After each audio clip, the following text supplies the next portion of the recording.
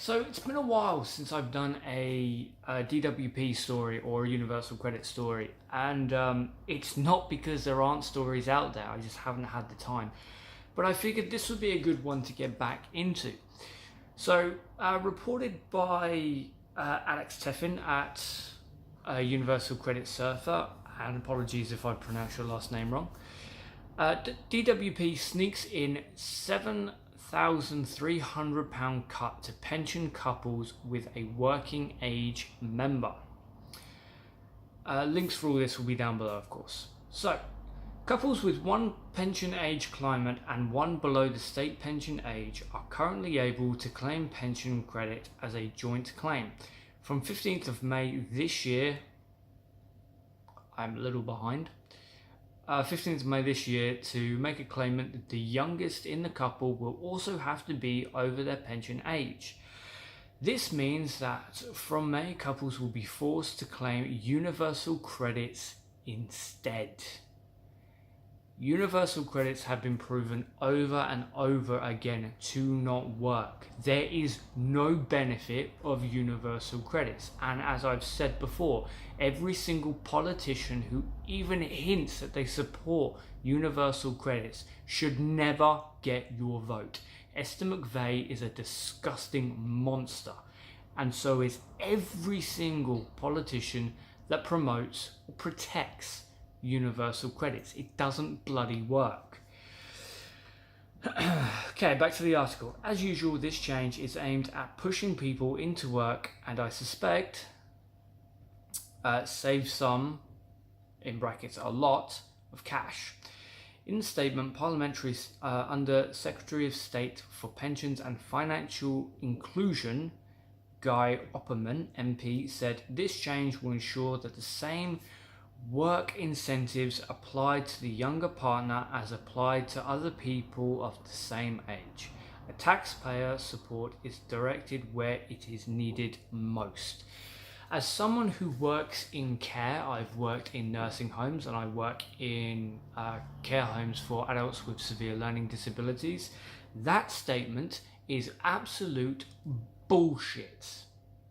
It does not go to where it is needed. The wealth is hoarded towards people who already have it.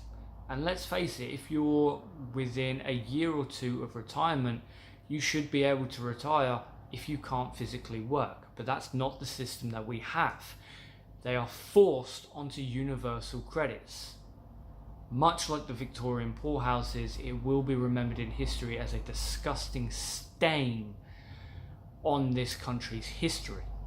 Unfortunately, you'll always have, I was going to swear again then, but you'll always have people like Jacob Rees-Mogg who loves the Victorian era and doesn't see anything wrong with it.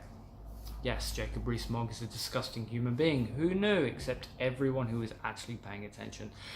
So this story goes on, and it's, again, there's nothing good. Anytime you replace any kind of benefit with universal credits, you're going to hurt people, and you're going to hurt a lot of people. There is not a benefit of universal credits, but this government keeps on pushing it.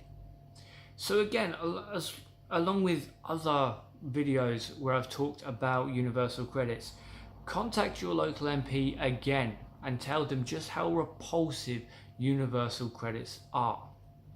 Now, a lot of these circumstances when it comes to couples claiming pensions, maybe one will be a year or two away from claiming their pension.